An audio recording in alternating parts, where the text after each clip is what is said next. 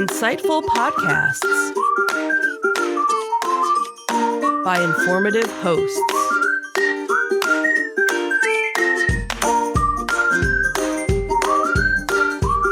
Insights into Things, a podcast network. Welcome to Insights into Technology, a podcast exploring the latest in computers, networking, home automation, mobile computing, and all things technology related. Our hosts will take a deeper dive into the latest and greatest in tech trends and give you the information you need to enable your tech-centric world. This is Insights into Technology, Episode 9, Microsoft 362, and a look at industry-specific frameworks. I am your host, Joseph Whalen, and this is your tech news for the week. Microsoft did experience an outage with their Microsoft 365 service. This article comes to us from Bleeping Computer.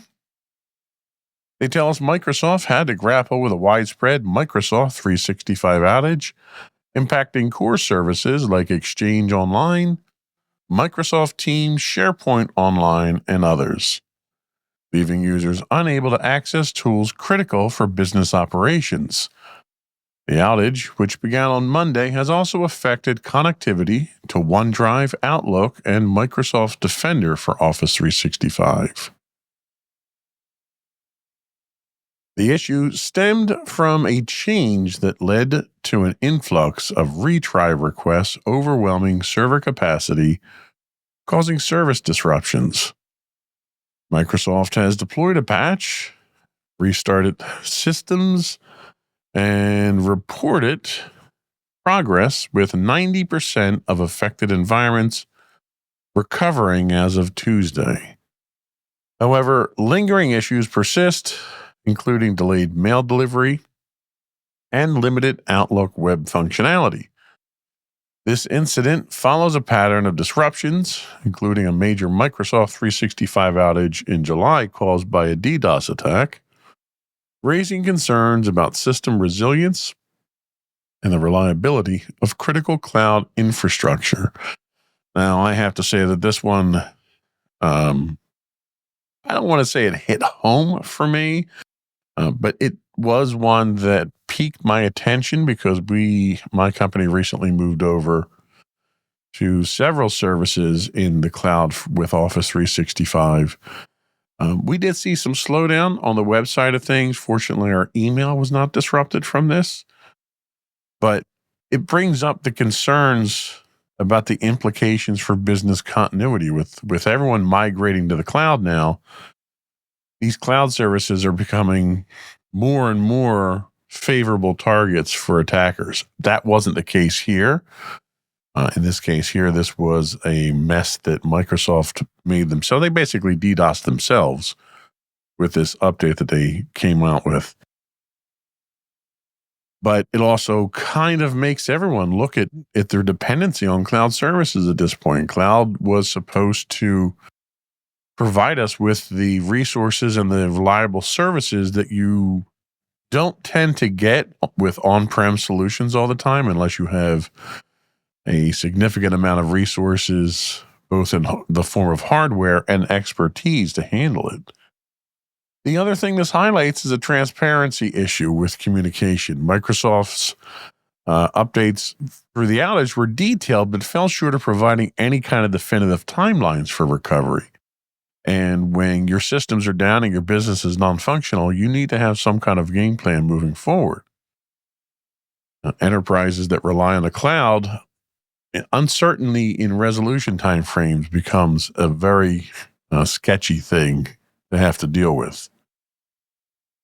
We also have to take a look at the financial and productivity costs of prolonged outages. This isn't just a matter of not getting email. This particular outage lasted for more than 24 hours. It results in operational inefficiencies. A lot of people tend to look at these and they just look at, okay, well, we were down for these 4 hours, 5 hours here. What did we miss? And really what it is, it's not just that, but that compounds on itself because you have to make up for what you missed, but you have to make up for that during normal business hours where you're supposed to be doing normal business. So it has a significant, more long-term impact on businesses. Businesses in critical sectors with tight service level agreements might face penalties or damages to client relationships. If you're guaranteeing service or response times to your customers that you can't fulfill because one of your vendors is obviously causing a disruption, that complicates the situation even more. Now, the question begs itself, what preventative measures can you take? What resiliency strategies are there out there? Microsoft attributed the root cause to a change that overwhelmed their servers as part of a technical mishap. But this also highlights the need for having robust testing protocols in place. And not just for Microsoft, but for organizations that rely on these services, you need to have some type of fallback plan. Perhaps a third channel of communication to your customers to notify them of these outages. Some type of automated response plan that you can have, updating your website so the customers can come to your website and see. It requires you to have a much more flexible strategy in place to handle these types of things in ways that you don't normally communicate with because your communications are compromised. Overall, the broader cybersecurity and infrastructure context we have to look at here, we have to look at past incidents. In July, they had a DDoS attack that caused a similar problem. That was an outside attack. Now they're making internal changes, and those changes themselves are taking the system down. I mean, I've discontinued relationships with vendors who have become disruptive like this in the past. And as big as Microsoft is, if Microsoft becomes a liability for my business, I have to find an alternative. That's just kind of the price of doing business. So we'll see how people respond to this. I'm curious if anyone else out there was impacted by this. I'd love to hear what the impact was and what you did to deal with it or resolve it. There's not a lot you can do, but what was your path to solution?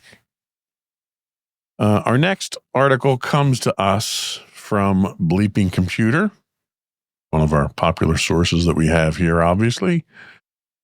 Windows Update is blocked on PCs that have Assassin's Creed or Star Wars Outlaws. So this is another incident where a lack of testing on Microsoft's part has caused problems. Microsoft has temporarily blocked the Windows 11 24H2 update on systems running Ubisoft games such as Assassin's Creed titles, Star Wars Outlaws, and Avatar's Frontiers of Pandora. This comes after reports of crashes, freezes, and audio glitches following the update's release. Users voiced frustrations on forums like Reddit and Microsoft's Feedback Hub, highlighting issues that range from sudden game crashes to black screens during gameplay. Ubisoft has acknowledged the problem and released a temporary hotfix for Star Wars Outlaws, while working on permanent fixes for other affected games. In the meantime, Microsoft advises gamers not to manually install the update and has paused its rollout for impacted systems.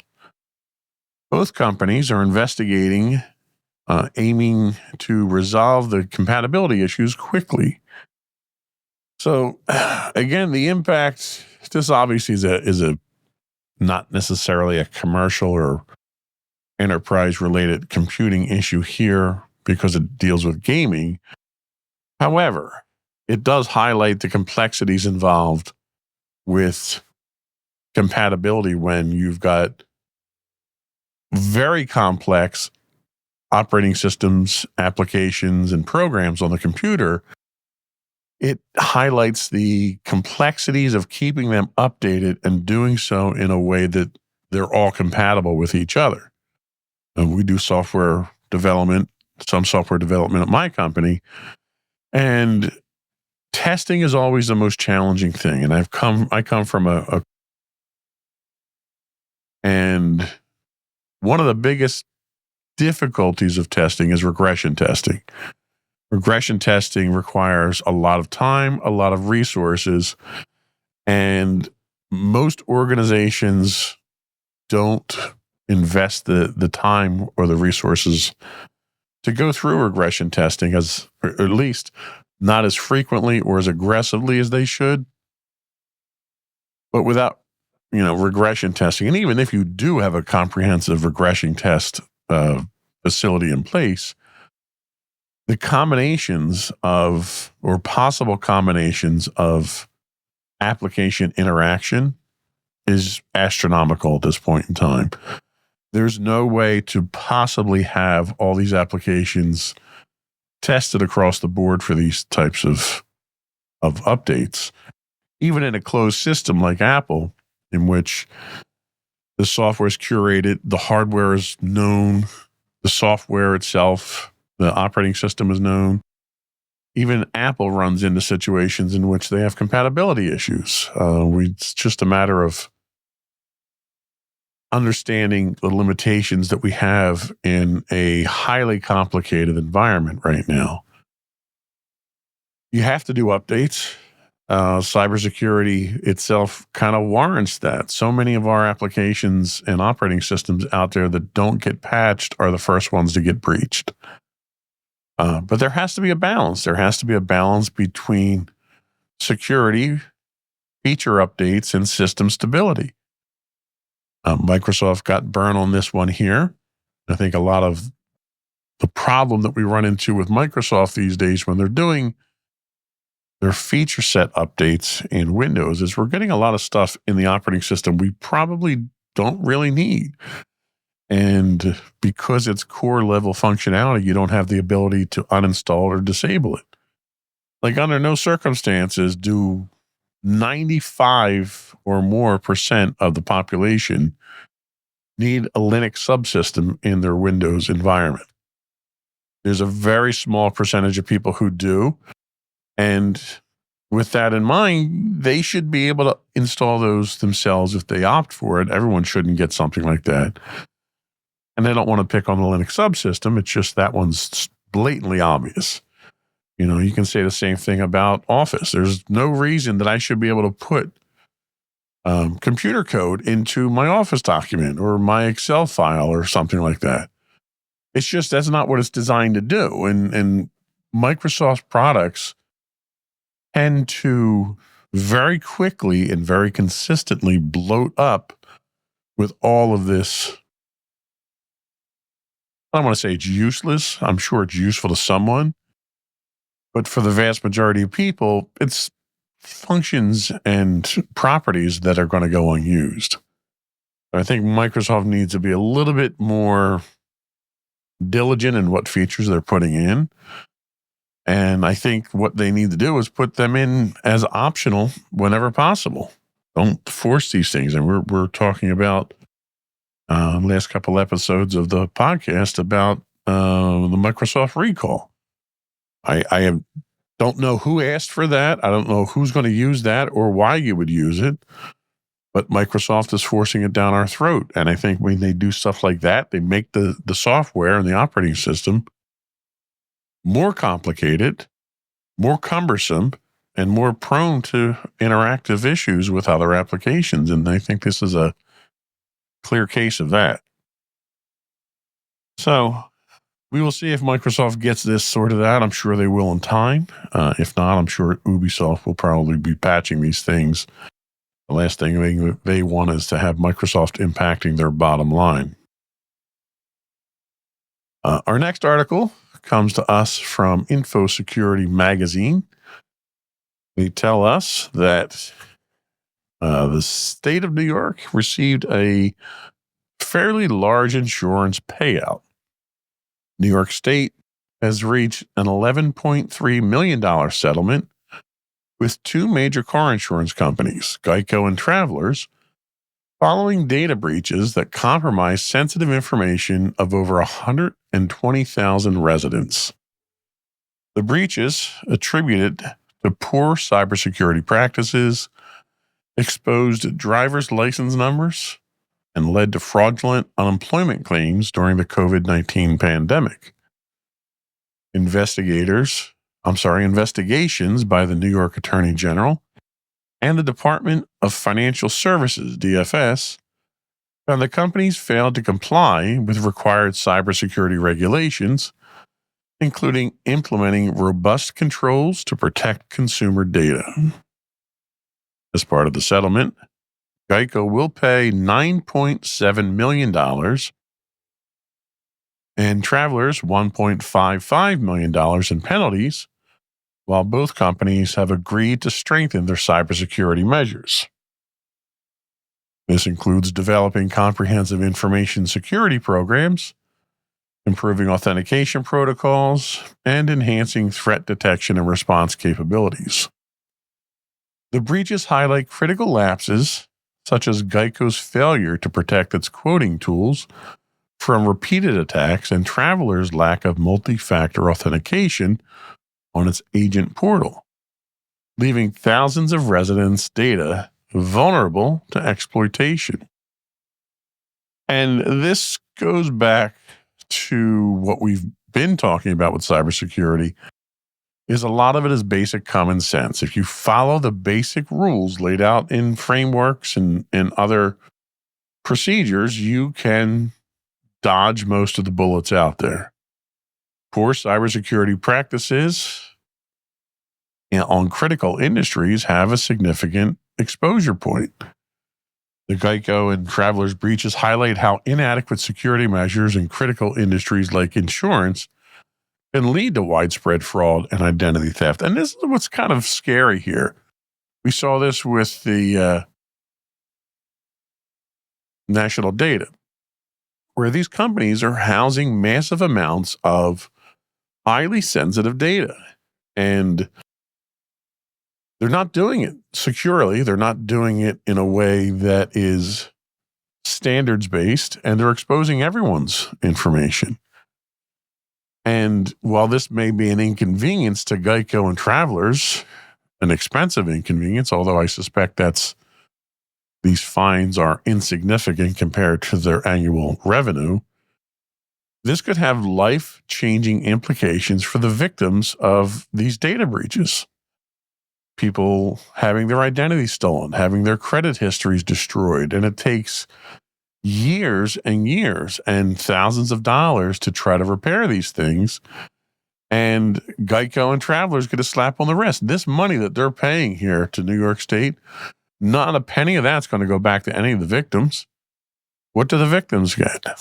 The proverbial year of credit monitoring? Yeah, and everyone knows it's only for a year. It's only credit monitoring. So how protective is that for people? All these malicious actors out there have to do or wait for that year to be up and then go out and start opening credit cards in people's names.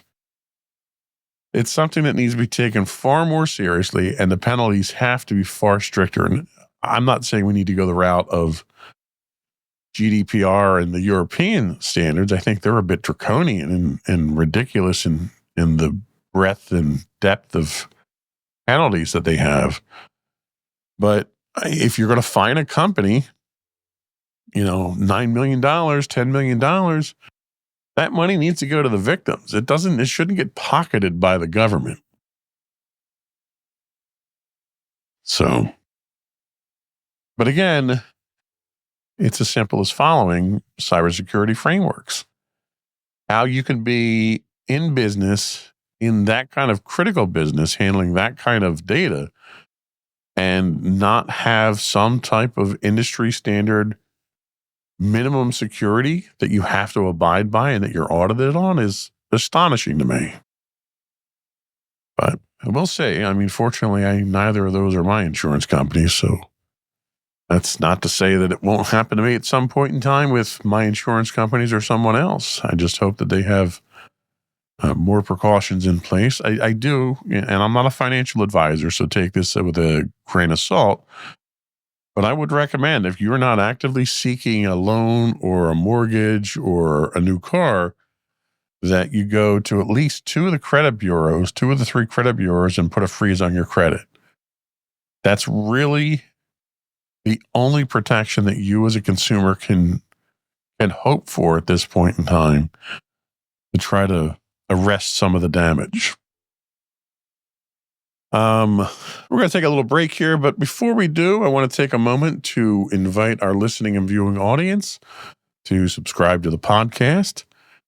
You can find audio and video versions of all of our podcasts listed as Insights into Things. We're available on Apple, Spotify, Google, iHeartRadio, Amazon, any place you can get a podcast, really. I would also invite you to give us your feedback. Tell us how we're doing, what we can do better, what topics you'd like us to talk about, what topics you don't want us to talk about. You may get tired of listening to me drone on about cybersecurity, and just let me know. You can email us at comments@insightsintothings.com.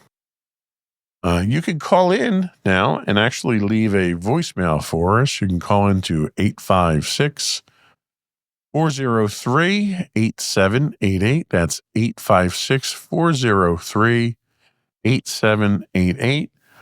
If you'd like us to get you on one of the shows, just say so in your voicemail. These are family-friendly shows. Please keep that in mind. We may edit your statements for subject matter and time constraints. Again, if you want to call in, that's 856-403-8788. And we'll be right back.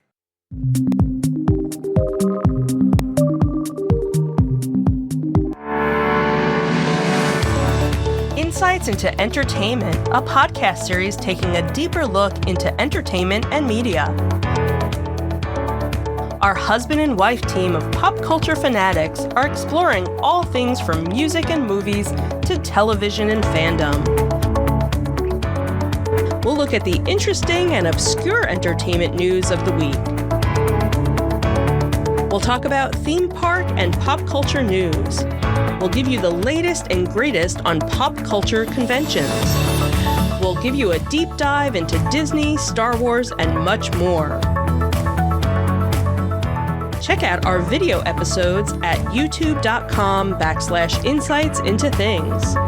Our audio episodes at podcast.insightsintoentertainment.com, or check us out on the web at insightsintothings.com.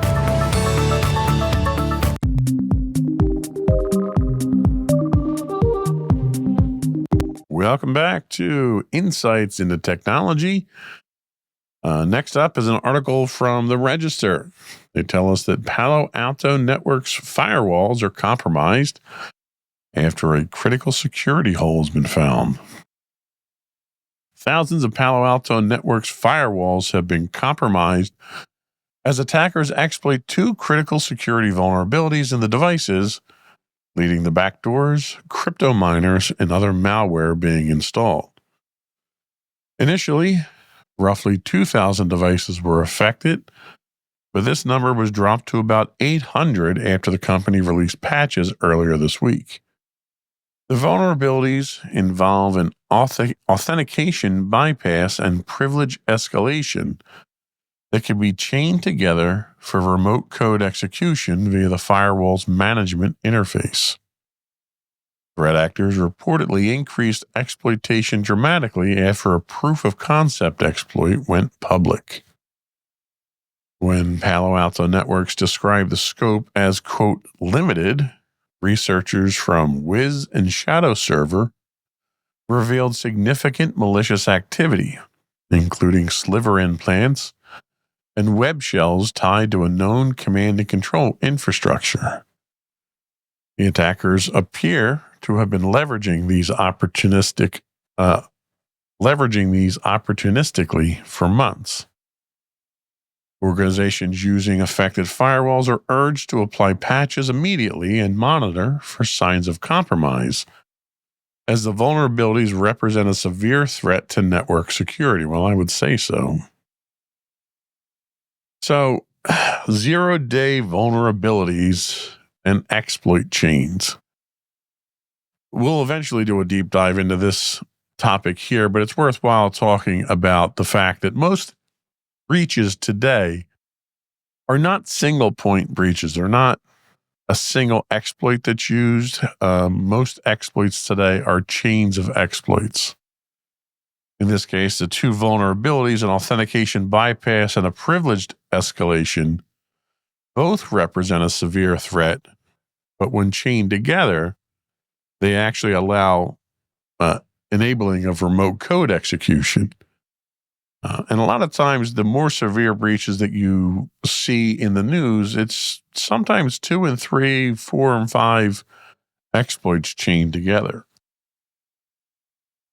The other thing worth mentioning, or at least discussing, is the effect of the proof of concept in this case. Even though the flaws existed, they hadn't appeared in the wild until someone had produced this proof of concept, and then numerous people obviously jumped onto that. So it was very, very important how we handle a responsible disclosure when it comes to vulnerabilities. Releasing proof of concepts while also talking about what these exploits do is potentially very dangerous and very irresponsible. This also shows that crypto mining is still here to stay. It's not going away anywhere. And that's mainly because people are making money off of it. But there are mitigations that you can take to prevent or at least minimize the damage from crypto.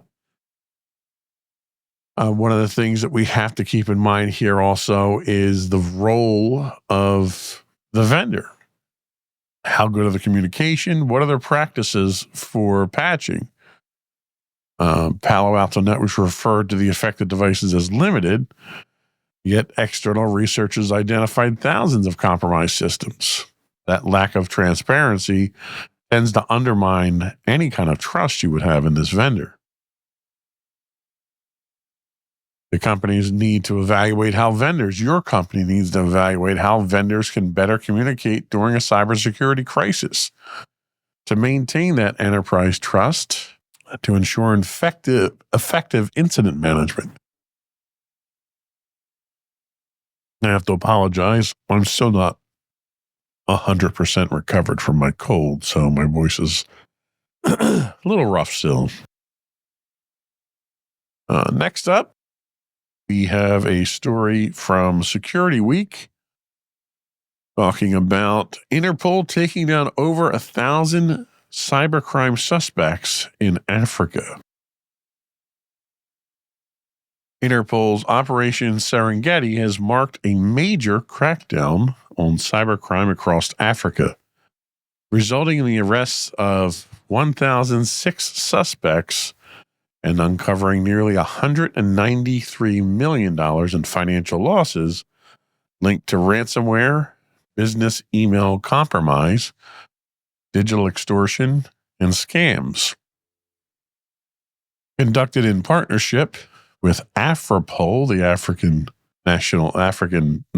National Police, and involving 19 African countries, the 2-month operation from September to October of 2024 identified 35,000 victims and represented a significant leap in enforcement efforts, as previous operations only led to 25 arrests over 2 years. High-profile cases included arrests in Kenya, over $8.6 million in online credit card fraud, and the dismantling of a $6 million Ponzi scheme in Senegal. The operation highlights a growing collaboration among local police, private sector partners, and international agencies to combat increasingly sophisticated cybercrime networks. Beyond traditional scams, emerging threats such as AI-driven malware and advanced attack techniques are also being addressed, underscoring the evolving nature of cybercrime. Interpol's efforts, despite limited funding compared to organizations like the FBI, reflect a significant step forward in global crime enforcement and capacity building within African nations. So I think the biggest takeaway on this one is the escalation of cyber threats. The operations focused on sophisticated cyber threats such as ransomware and business email compromise schemes suggest the rising complex cyber threats targeting businesses. This trend necessitates advanced threat detection and response strategies within organizations. There's obviously also significant financial implications for enterprises. With nearly $193 million in losses linked to the identified cases, the financial impact on businesses is profound. The situation highlights the critical importance of investing in comprehensive cybersecurity frameworks to mitigate potential financial damages. The role of international collaboration actually has to be talked a little bit about here. Most international interaction, we'll say, that we tend to talk about with cybersecurity has more to do with threat actors than it does with cybersecurity professionals or enforcement. But the joint efforts of Interpol and Afripol demonstrates the effectiveness of international cooperation in combating cybercrime. Such collaborations can lead to more coordinated responses and resource sharing, benefiting enterprises by reducing the prevalence of cyber threats. So hopefully we'll see more of this in the future because it obviously was highly effective. The last thing that's probably worth mentioning here is the value of proactive cybersecurity measures. This particular operation's success in identifying and apprehending cybercriminals highlights the necessity for businesses to implement these proactive cybersecurity measures. Regular security assessments, employee training, and the adoption of advanced security technologies are essential to protect against evolving cyber threats. I cannot stress training enough. The biggest source of risk to any business out there from a cybersecurity standpoint is your users. If they don't know what to do, if they don't know how to decipher malicious or fake emails, if they can be social engineered into giving out information or doing things that are dangerous, then they represent the biggest threat to your organization. And the only way to combat, I would say 90% of those threats is through training, repeated training. I mean, I don't want to say beat it into them, but you kind of have to emphasize these techniques and the training over and over until it's second nature to people. And I know most employees of companies out there don't want to be bothered with cybersecurity because it's an inconvenience to them. Security and convenience are mutually exclusive. So a compromise has to be reached. And I think if people are more familiar with cybersecurity, more aware of the implications and the dangers and the necessity of it, they'll be a little bit more accepting of what they have to learn about it. Our last article today comes to us from TechCrunch. Russia-linked hackers exploited Firefox and Windows bug in widespread hacking campaign. Security researchers have uncovered a sophisticated hacking campaign by Romcom a Russia-linked cybercrime group exploiting 2 zero-day vulnerabilities in Firefox and Windows. These flaws enabled a zero-click exploit, allowing malware to be remotely planted on targets' devices without user interaction. The campaign primarily targeted individuals of organizations across Europe and North America, with Romcom leveraging malicious websites to install its backdoor and gain extensive access to victims' devices. Mozilla and Microsoft patched the vulnerabilities in October and November, respectively, following alerts from security researchers. Romcom, known for its ties to the Russian government and previous ransomware attacks, demonstrated advanced capabilities in crafting stealthy attacks. The group has a history of targeting entities allied with Ukraine and is believed to have affected up to 250 victims in this campaign. While the Tor browser, based on Firefox's codebase, was patched, no evidence suggests it was exploited. The campaign underscores the growing threat of government-linked cyber attacks and the critical need for timely vulnerability disclosures and patches. So, zero-day vulnerabilities and zero-click exploits.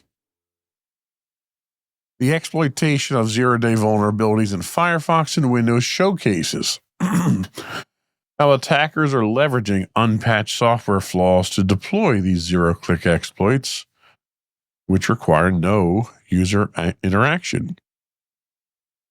Enterprises relying on Firefox or Windows systems are at risk of undetected malware deployments, which could compromise sensitive data or network integrity. Now, this is where your security automation tools come into play here. If you're not doing a deep packet inspection, if you're not doing active log evaluations, if you don't have network monitoring on all your nodes on your system to look for file encryption or unusual activity, even having honeypots in your organization to try to attract some of these advanced persistent threat actors. These are all tools that you need to be proactive. No organization out there has the manpower to actually do this stuff by hand anymore. And this is where I'm kind of hoping some of the AI tools will lean into for us. Rapid patch management. This is another case where if the patches go out fast enough, we might be able to prevent these 0 days from being used. But if we're rapidly patching these types of things, chances are they're not getting properly tested and could potentially themselves be a threat, as we saw with the earlier Microsoft article. So it's a fine balance of maintaining security and responsiveness. Collaboration between security firms and vendors is also an important aspect to take out of this. The involvement of ESET, Mozilla, Microsoft, and Google's threat analysis group highlights the importance of collaboration in identifying and patching vulnerabilities. Certainly, these are all competitors to each other, but I think when it comes to cybersecurity and patching and defense against these malicious actors, we have no choice but to cooperate with each other, and it's kind of refreshing to see that they are in this case. So I think that's all we had for our news segment this week. We're going to take another quick break. And when we come back, we're going to talk about some industry-specific cybersecurity frameworks. We'll be right back.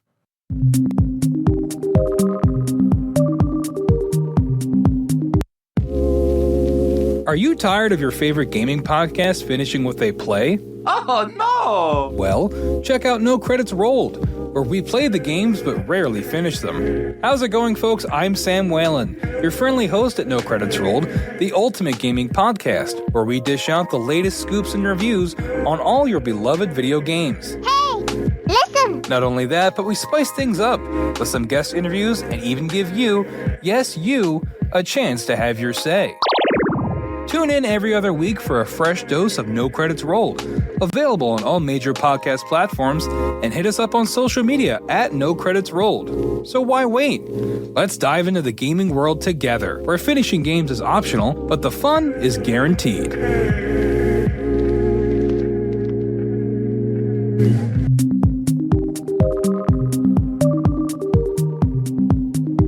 Welcome back to Insights into Teens. We're going to continue our walk down cybersecurity framework lane here.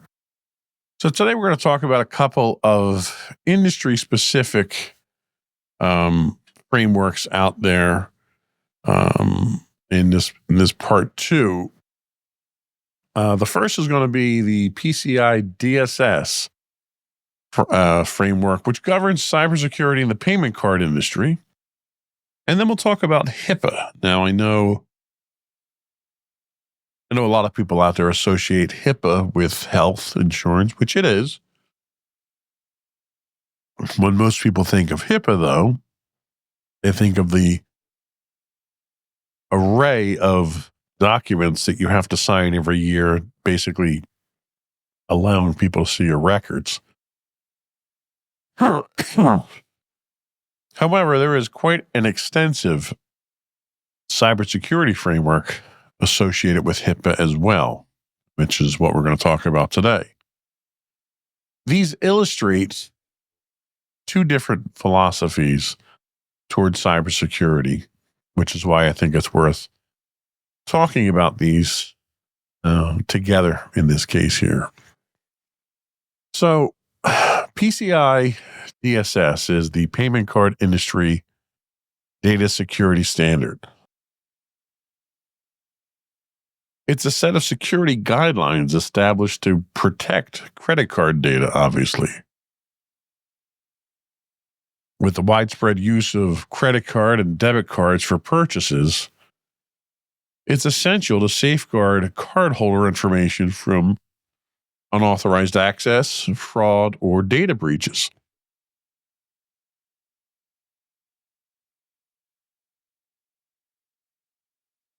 PCI DSS was developed by major credit card companies to provide a standard approach to securing cardholder data across various industries that process, store, or transmit this information.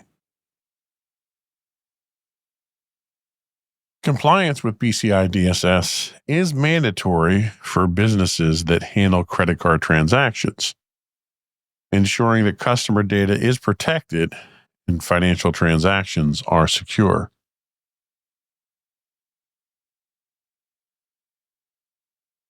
At the core of PCI DSS are specific requirements that businesses must follow to achieve and maintain compliance.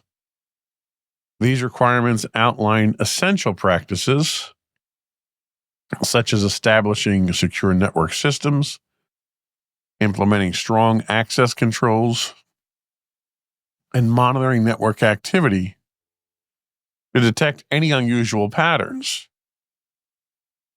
The scope of PCI compliance depends on the volume of transactions, business processes, with different levels of requirements for small businesses and large corporations. For example, a small retail shop may have fewer requirements than a major e-commerce platform, but both must follow PCI DSS to protect their customers' data. Protecting cardholder data involves several key techniques. One of the most critical is encryption. which transforms sensitive information into an unreadable format that can only be decoded with the correct key. Encryption ensures that even if data is intercepted, it cannot be used by unauthorized parties. Access control or other fundamental techniques, limiting data access only to individuals who need it for their role. This approach minimizes the risk of internal threats by restricting sensitive information to select groups of individuals within the organization. This method works together to create a robust barrier against data theft and fraud with other methods, helping businesses maintain trust with their customers.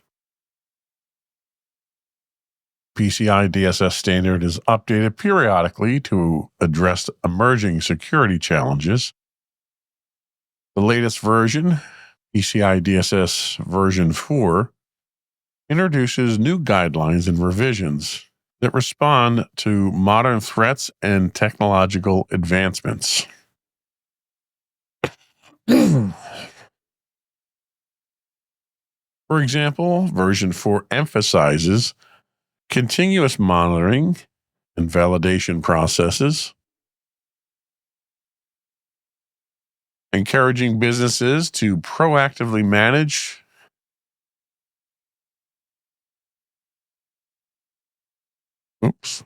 lost my slide. There we go. Sorry about that. 4.0 emphasizes continuous monitoring and validation processes, encouraging businesses to proactively manage and assess their security controls rather than relying solely on annual checks. These updates help businesses remain vigilant in a constantly evolving threat landscape where attackers are always seeking new ways to exploit vulnerabilities. Maintaining PCI DSS compliance requires ongoing effort, especially in the retail industry, where high transaction volumes and diverse payment methods can add complexity.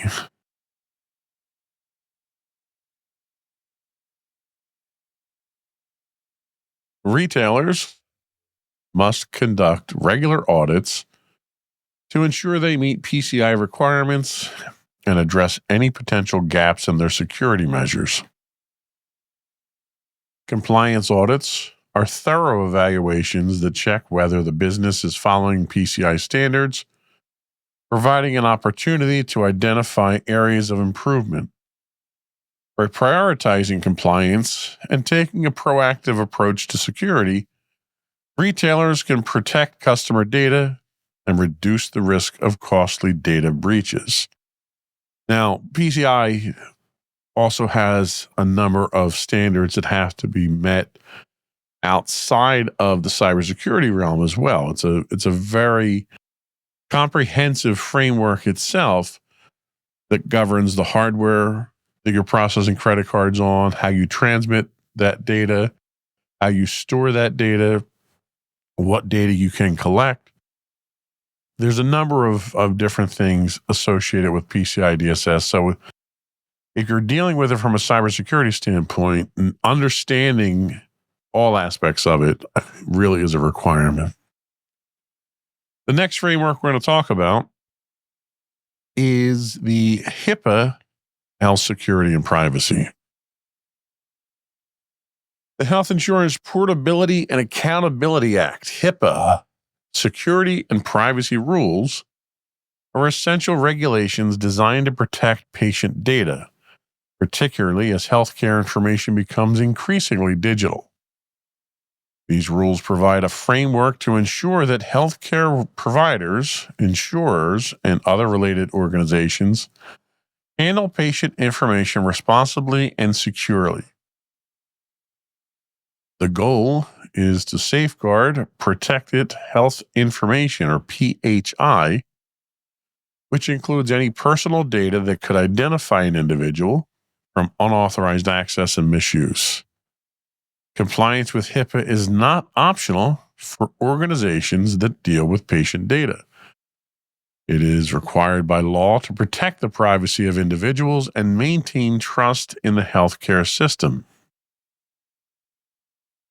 The HIPAA security rule focuses on 3 types of safeguards to protect electronic PHI: technical, administrative, and physical.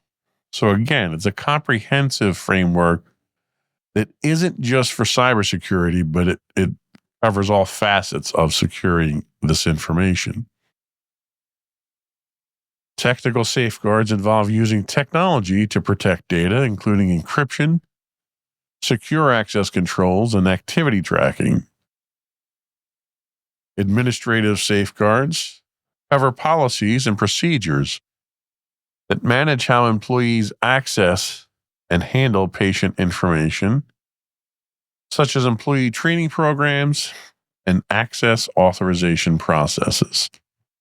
Physical safeguards ensure that the locations where patient data is stored are secure, using measures like restricted areas, locked storage, and surveillance systems. Together, these safeguards form a comprehensive approach to securing patient data against a wide range of potential threats. In addition to the security rule, the HIPAA privacy rule grants patients the right to access and control their health information.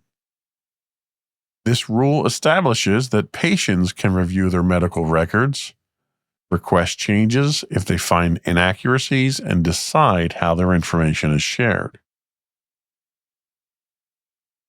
This transparency is important because it empowers patients to be active participants in their healthcare, while also holding healthcare providers accountable for maintaining accurate and accessible records. The privacy rule also sets guidelines on when and how healthcare providers can share patient data, balancing the need for patient privacy with necessary information sharing for medical care and public health purposes. Despite the framework provided by HIPAA, protecting healthcare data is a complex challenge. Healthcare organizations face the constant threat of cyber attacks, including data breaches that can expose sensitive patient information. These organizations also need to navigate the growing use of digital health records and mobile health technologies, which increase the risk of unauthorized access if not properly secured. Balancing data accessibility for healthcare professionals with strong protections against unauthorized access is an ongoing struggle for the industry.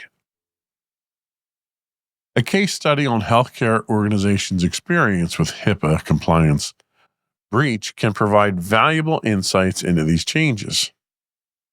Examining a real-world incident helps illustrate the potential consequences of inadequate safeguards and the lessons learned from addressing a breach. Such cases underscore the importance of continuous employee training, and adherence to security protocols to prevent the future violations. By learning from past compliance breaches, healthcare organizations can strengthen their security measures and better protect patient data in an increasingly digital environment.